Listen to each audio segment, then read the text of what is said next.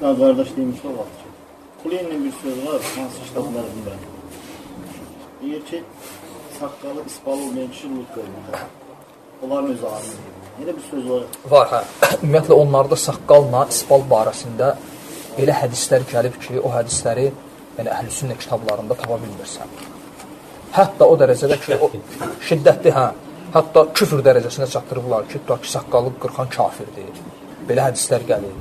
Və məsələn, o ayə var, ha, hətta bəziləri isbalı təvhid dərəcəsinə çatdırıblar. O وَثِيَابَكَ فَطَهِّرْ ayəsi ki var Müddəssir surəsində وَثِيَابَكَ فَطَهِّرْ libasını təmizlə.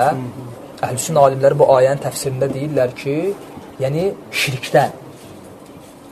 Yəni, bu əslində təvhidi əmr edən ayələrdəndir. Məsələn, onların təfsirlərinə baxırsan وَثِيَابَكَ فَطَهِّرْ paltarını təmiz tut. Təfsirlərində gəlib ki, yəni paltarını qoyma topuqdan aşağı düşsün. Aydındır. Hətta ayələrin təfsirində belə gətirib. Onlarda alimlərdə belə bir şey varmı ki, məhz o saqqal, balaq, məhz alimlərə xasdır, yəni? Bəziləri deyiblər. Yox, belə... Elm tələbələrin, onların elm tələbələrin, yəni belə... Yox, onu belə alimləri bilmirəm, deyib, amma belə öz aralarında belə deyiblər. Deyirəm, bəlkə var, onlar oraya götürürlər ki, olan elm tələbələri ki, belə şeylər. İxlasla.com saytı tərəfindən təqdim olundu.